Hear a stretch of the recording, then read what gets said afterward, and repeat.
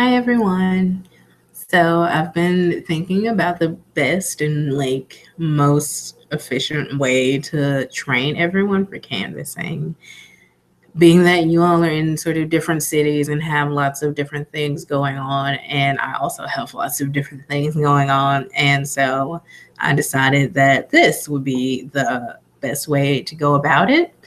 So I'm gonna also put these instructions in the email, but I'm just gonna ask you all to watch this walkthrough and then get in contact with me on Monday, and I'll have, or maybe Tuesday. We'll see what I say in the email. And I'll have some sort of follow-up quizzy thing to sort of confirm that you watched the video, and have actually looked through the canvassing PowerPoint and everything. And then you will be officially Canvas trained, and I'll be able to give you a meeting place and actually go canvassing, because we're sort of running out of time, and I definitely want you all to be able to really get the experience of canvassing and also the money, and sort of get on with it. So what I'm going to do is sort of walk you all through the PowerPoint, and there won't be questions, but definitely email any questions you have after going through the PowerPoint and watching the video. And also, if you have questions the day we meet up so that you all can go canvassing, you can definitely watch then as well, or ask them then as well. So what I'm going to do is I'm going to share my screen, and we're just going to really hopefully quickly walk through the PowerPoint, and yeah, that's all. So I've had different experiences with the screen sharing. Hopefully it's pretty successful. Okay, we're staring into eternity. It's very creepy. And we're going to pull up the canvassing training, which is this nice mint color. It's loading. Hopefully it's pulled up on your screen as well.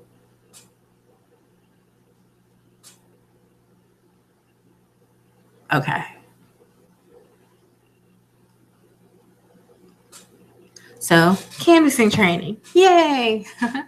So if we were in person, the first thing we would do is the My People icebreaker, in which you say your name, what school you attend or organization you want to associate yourself with, your pronouns, and to quote your people, so groups that you identify with.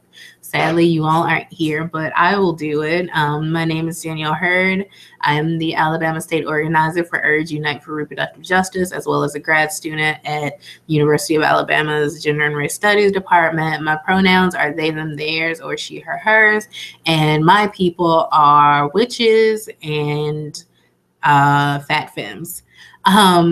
So a note about gender pronouns, there are a couple of people specifically in the Tuscaloosa area who actually know, in both those Tuscaloosa and Birmingham area, and me, who use gender neutral pronouns. So if you are unfamiliar with that concept, I would really suggest that you work on finding out what those mean. Well, I can say that much. Like, a pronoun is how other people refer to you. So she, he, they are all pronouns. And when you introduce the idea of pronouns to people, they sort of stop understanding grammar rules, especially when it comes to they, them, theirs. But I'll definitely include some practice resource for using gender neutral pronouns in the email as well. That was a lot of time on the first slide.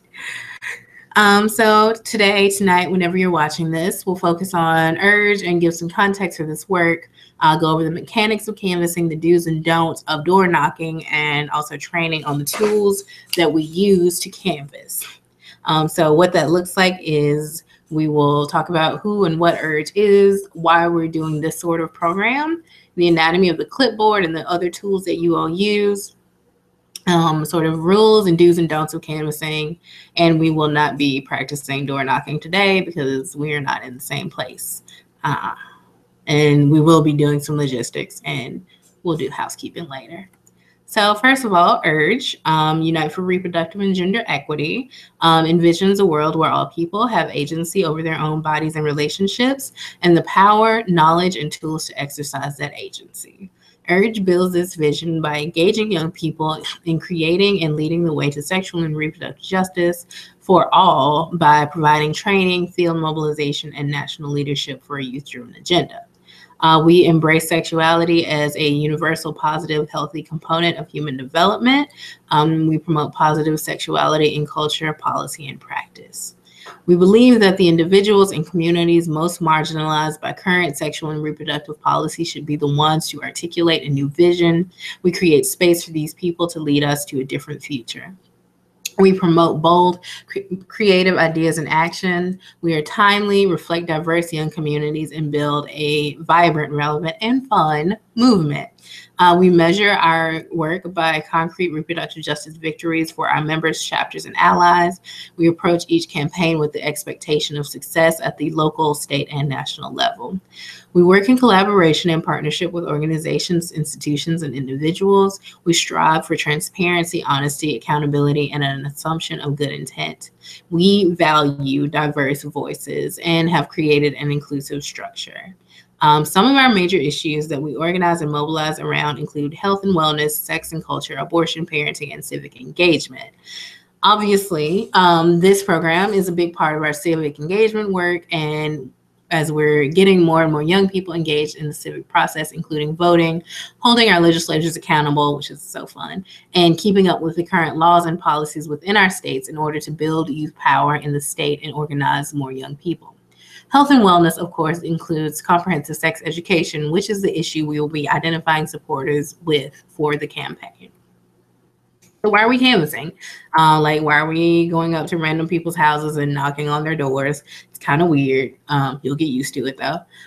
It blends community organizing and voter engagement for a long-term sustainable way of building power in underrepresented communities. Another way, so we're not just going in and saying you need to do this thing, you need to vote, and then leaving. We're like really sort of going into these communities and in some ways becoming more familiar with them. And some of these might even be communities that, you all live in, which is super awesome. And, being like, hey, we're URGE and we want you to know about us and we want you to know about the issues that we represent. URGE's constituency of young people has mostly included students from college campuses up until last year. This program is an opportunity to expand our base and to reach out to other young people who are interested in our issues. We'll do this through door knocking and campus outreach. We hope to mobilize this group of identified young people mostly in the spring, but in later fall and the spring. We'd like to do advocacy around the issues that young people care about at the state and local levels after this campaign with our new identified supportive group. In other words, first of all, we have the advocacy day in the spring, and we'd really love to be able to contact people and invite them to come to the Capitol with us. And second of all, we'd really love to, eventually, not with this canvassing campaign, but with later ones, if there's a not great bill coming down the pike, or like a senator says something that's not okay, be able to tap into a pretty large group of people to sort of push back and be like, no, we don't want this. And, have those people be able to get that information really easily. We can create real change through integrated voter engagement, also known as canvassing. The numbers show it. You can increase voter turnout of young people by significant margins with this work because we are coming to them rather than making them figure out where on earth you find a voter registration form. So 501c3 rules, this is really important. URGE is a 501c3 organization. We are tax exempt, similar to other charities. Therefore, we cannot discriminate based on political parties or advocate for candidates. However, We can advocate for issues. For example, we can't identify ourselves as Democratic or Republican or Libertarian or, I don't know, Green Party or any of these things. But we can say that we are fighting for reproductive justice, gender equity, LGBTQ rights, etc. Which, yeah. You must ask, there will be a script. We'll go over that later. You must ask everything in the script in order. You cannot ask a person about their views and then register them, because that makes it seem like, you know, if they didn't have the right answer when you ask them how they identify, that you would not have register them to vote, which is not the deal. When at the door, you cannot react negatively to someone who identifies as a Republican, conservative, or anti-choice or pro-life. You can continue with the script and be polite to them unless they act threatening. I will say this many times over the course of this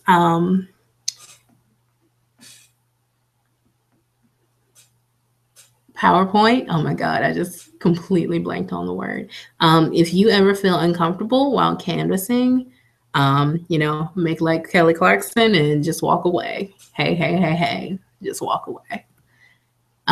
So the tools, the first tool that you have, the tool that you will be interacting with, probably the second most, is the script, which I will provide the script for you all along with your fancy clipboards. They're not that fancy, they're just wood. So you don't have to worry about not knowing what to say to people. So the first part of the script is introducing yourself. You always want to explain that you're here to register young people to vote. If people ask if you'll still register them if they're not young, the answer is yes. We register everyone that can be registered. That's interesting. The second part of the script is registering people to vote. You will have, I will provide voter registration forms for everyone, and you will, you know, get those filled out. You as a general rule, you fill out things. You don't let the person you're canvassing fill it out, because that way you can make sure that they're filling everything out. Yes. So everyone should confirm that the following sections are filled out and that the form is signed before you leave. Check boxes about why they're updating, the U.S. citizen checkbox, the age checkbox, last name, first name, and middle initial, house number or street, city, zip code, county, birth date, driver's license number or social security number, date, and signature. Obviously, they can do their own signature. Remember that the following requirements must be met. They must be a documented citizen of the U.S. They must be 18 years old by the day of the elections that they're voting in, and they must be a current resident of Alabama. Some people may not want to vote where they're being canvassed because it's not their permanent address. We're probably going to we're going to do some canvassing, a lot of actually canvassing in the areas around the school that aren't actually on campus. And so we'll run into a lot of this. You can encourage people to register to vote by explaining that it's beneficial to vote in the community where you live most of the time, and also that it's easier and more convenient than, I don't know, voting absentee or driving however many minutes or hours to whatever town, you know, your parents live in and stuff like that. So we only have voter registration applications for the states we're canvassing in. If someone wants to register in another state, tell them to go online and find the registration for that state, because we can't really help them. So this is the tool that you'll primarily use. This is like really important. It's called Minivan. VAN stands for Voter Activation Network. Minivan is an app that allows you to look at the list of houses whose doors you should be knocking on. It's cute. It's a pretty simple app. It's in the Google Play Store. It's in the Apple Store. Yeah. Our primary data collection at the doors will be using Minivan. This is a program that tracks all of the addresses at the door. And it has a script, but you'll have paper scripts. And also you can enter in the results of your canvassing. If you don't have a smartphone, that's fine. You can also use a walk sheet, but that also means that every time you go canvassing, you'll have to print out a whole like 5 or 6 page set of sheets. So, you know, if you can get Minivan, even if that means, I don't know, borrowing someone's phone, I would highly recommend it. Everyone should have Minivan on their phones downloaded when we go canvassing for the first time. So do that. And I'm also going to include a short video about how to use Minivan. I think it's the iPhone version, and it might be a little bit outdated, but it's mostly the same. Okay. Elements of Minivan. You know, you have your login. Some of you probably already have logins. If you don't, you will have them soon. So the first thing you'll do once you open up Minivan is go to My Voters and get your list for the day. The list is set up in the order that you'll walk the street. For the record, I'm really trying for you all not to ever have to canvass alone. It might happen once or twice, but it shouldn't be a regular thing. But, you know, y'all will each have a street. Maybe, you know, you're on the streets next to each other, but you won't be just like out there by yourself, especially as it's starting to get dark earlier. On the sidebar of Minivan, there are several different options. You can view your households, look at your people in order, and look at a map, which is really convenient. Your list details are where you will pull the numbers for your reporting sheet. We'll get back to that. Make sure you sync your list. You can definitely do this when you are somewhere where you have access to Wi-Fi, so you aren't running up your data.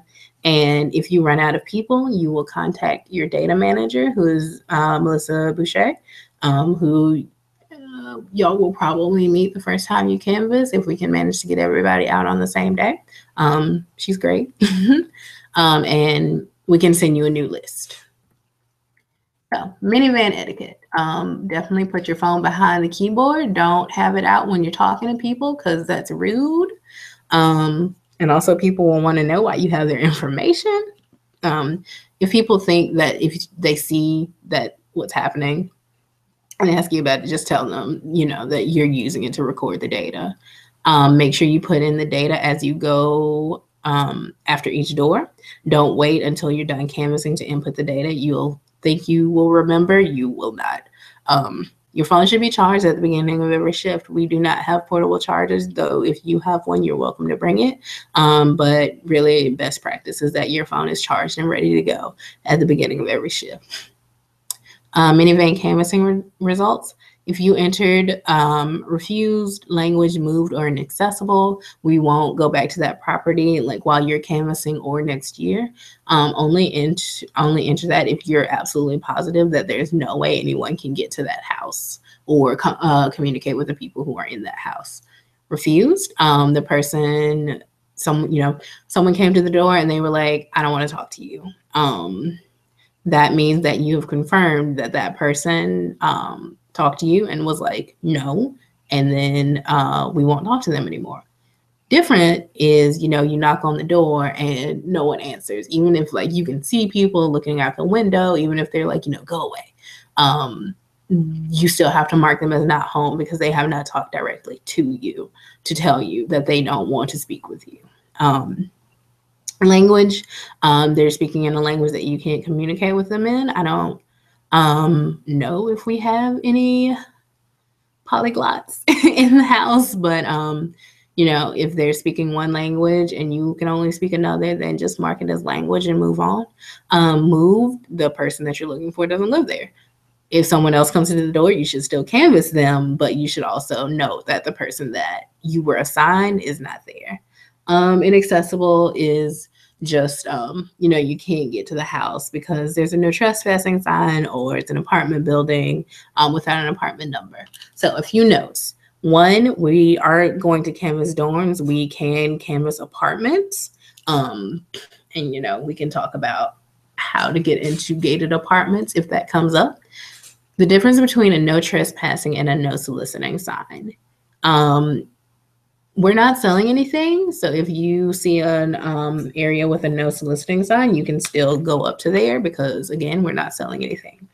If it's a no trespassing sign, do not go. That is inaccessible. They do not want you all on their property, and they might arrest you. And Urge does not have the budget to bail you out, and neither do I. So back to the script. Wow, this just jumps all over. So the purpose of the script is to give a guide on what you are going to say. Please follow the script closely.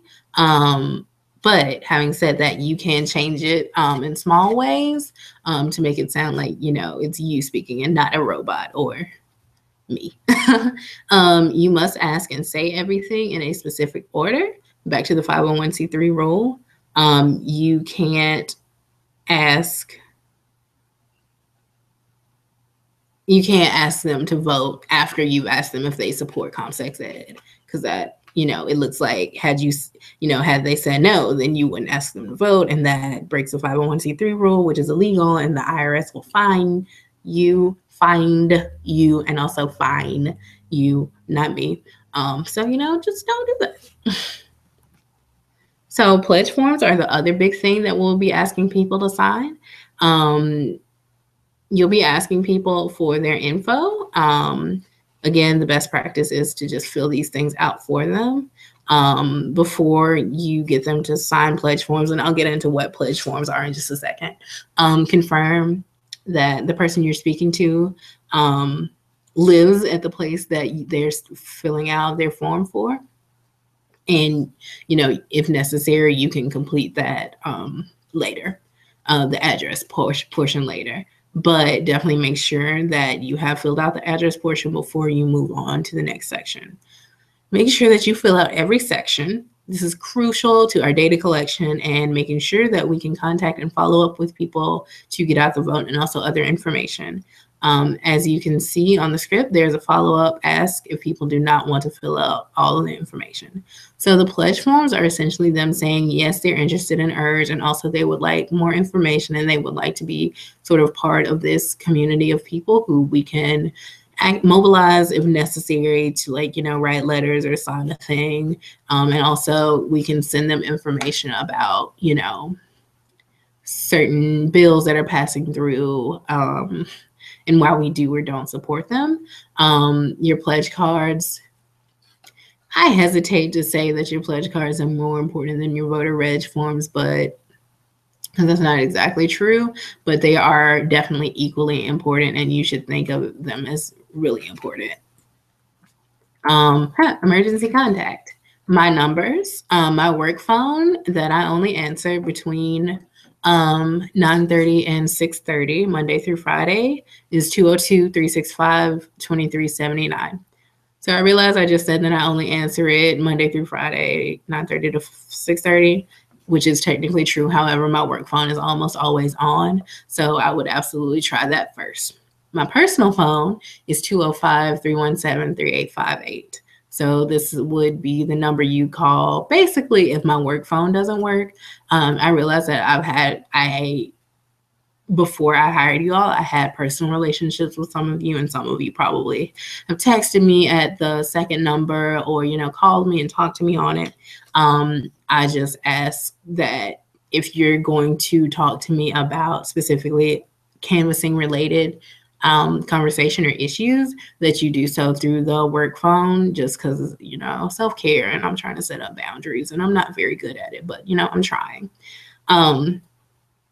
If you need to call 911, if you feel unsafe or there is some sort of immediate emergency, if there is someone bleeding or vomiting or a dog is going to attack you, any of these things, if you need to call 911, call 911. Don't call me. I cannot help you. And, some of you live in Birmingham. I super can't help. Well, I live in Tuscaloosa. It takes me an hour to get to Birmingham, going the speed limit. If you need to call 911, call 911. Caveat to that, a lot of the canvassing is happening in predominantly communities of color, predominantly Black communities, just because that's the way the demographics of Alabama shake out. And I think it is not a secret that there are very strained relationships between the police and communities of color. for very salient and obvious reasons. So, I would not send you all anywhere where I would feel unsafe. That said, if you feel unsafe and you feel like you need to call 911, please do so. Just sort of, I would be intentional in interrogating the reasons that you feel unsafe. Like, is there a person, making eye contact with you and acting in a threatening manner, or, just sort of being really like giving you bad vibes? Or is it, a group of Black boys just on the street, like hanging out? Like, just a thing to think about. Okay. Cover sheets are another portion of your clipboard that are really, really important. Please, please, please do not forget to do your cover sheets. It's how you keep track of how many doors you're hitting, how many people you're talking to. This is crucial for measuring our numbers and progress. I think I'm gonna attach the all of these things. You don't have to worry about printing them out, but I am going to attach like the script and the cover sheet and all of these things just so you know what they look like. But I'll still read through these things for right now. For people total, this is the amount of people who are on your list that you will potentially speak to. For doors total, this is the amount of doors / houses on your list. And, doors and people total might be equal. There might be, 4 people living at one house, or, there aren't going to be multiple doors for one person, but there might be probably will be multiple people for one door. For contacts, this is the amount of people that you contacted, whether or not you got through the entire script, whether or not they supported conferences. They said it doesn't matter. Contacts are people that you had some sort of conversation with. The amount of pledges are the amount of people. The amount of pledges are the amount that people filled out for you. So completely, if someone filled out one halfway through and then changed their mind, don't count it. Absentee ballots and voter registration are the same way. You count it if they filled it out completely. Definitely take a minute once you're finished canvassing to make sure that these numbers are correct. We provide a place at the bottom for you to make tally marks, so you don't have to be keeping track of numbers in your head or anything like that. You'll do cover sheets for both door knocking and campus outreach.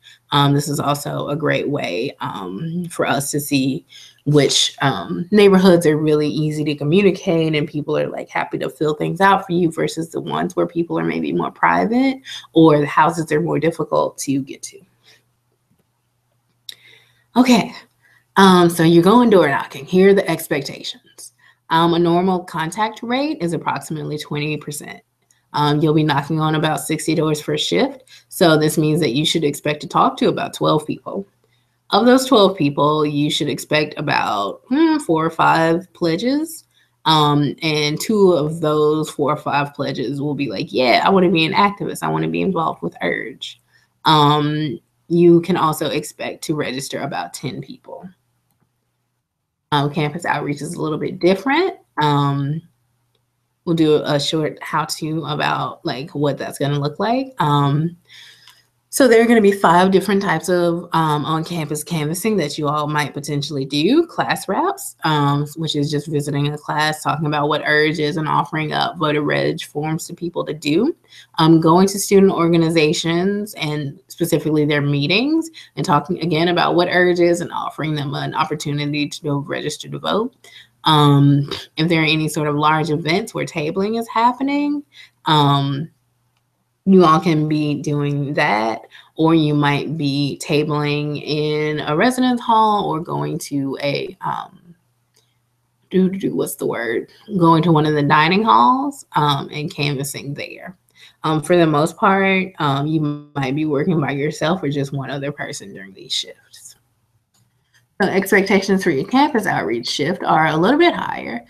40 pledges per shift with 2 checking off that they're an activist, 20 voter reg forms, and there will be like, there's no like set expectations. So, some days you might get a lot because you're doing class reps, where other days you might not get not as many because you're doing tabling, and it's like the Thursday before midterms and everyone's studying, right? We don't have an office, so ignore that last bullet. So class reps, be really enthusiastic, be super excited, and hey everybody, this is Urge, and we do da da da, and y'all should register to vote. Do it quickly. Generally, you don't have much time to talk in the beginning of the class, and the ideal is to, sort of hand out voter reg forms either before you start talking, or, right after, and just sort of hang out in the back and let people fill them out and pass them back to you. And then once you get them all back, as far as you know, you can just head out. Oh yeah, and be sure to pass out both voter reg forms and pledge cards. Tabling, very similar to the outreach that you're doing at the door. Since you're talking to one individual at a time, make sure you're out in front of the table. Don't just sit behind the table asking people to register to vote. Again, be super excited, be enthusiastic. A lot of young people need to update their voter registration, especially because you need to update your voter registration every time you move. And so, colleges are like, great. And I feel like most people don't know that you're supposed to update every time you move. Always have an urge sign up. I have urge signs that I will provide. And, if people aren't really coming to your table and being interested, feel free to walk around. You have a clipboard, you have pledges and voter reg forms. Maybe if you're feeling really, talkative, just sort of insert yourself into a group, not in a creepy way. And, ask if they're interested in registering to vote. Skip one. Door knocking.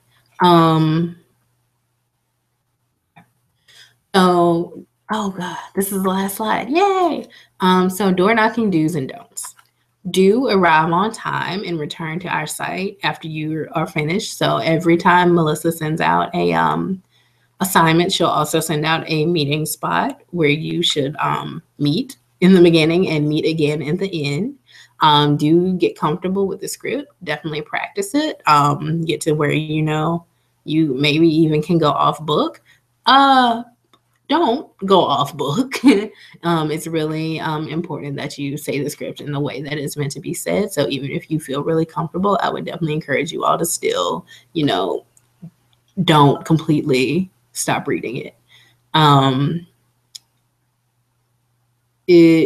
Call if you feel like you're in danger. If you have an emergency, again, if you need to call 911, call 911 first.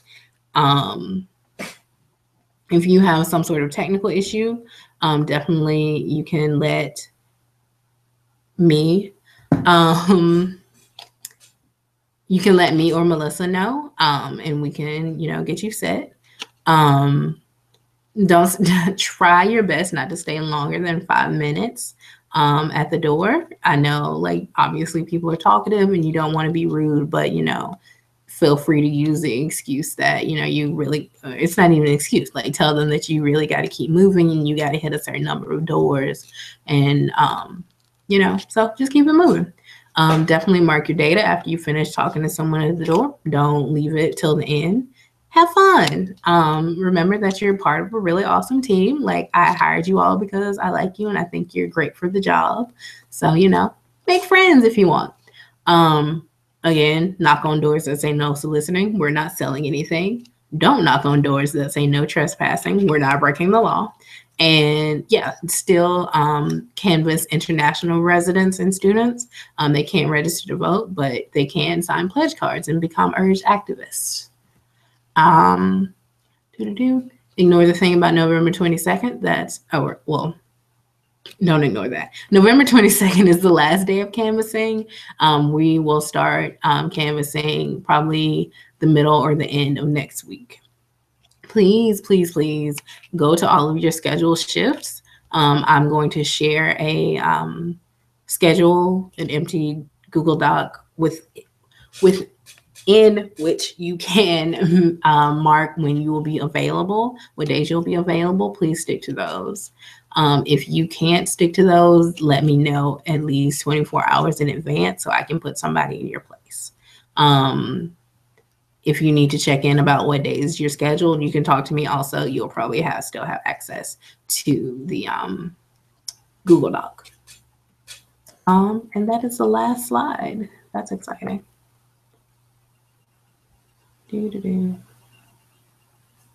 Why can I not? Okay. Exit. Oh, that's Allie. Okay. How do I get back to my face? Oh, there's my face. Okay. Thank you for sitting and listening to all of this. Definitely let me know if you have any questions. I'll be following up with everyone on Monday, Tuesday, somewhere in the beginning of the week to make sure that you've read that you've watched this video and you're ready to do some sort of follow-up-y discussion to make sure that you watch the video and also that you're ready to start canvassing. Yeah, that's all I have for right now. Thanks, y'all. Okay, bye.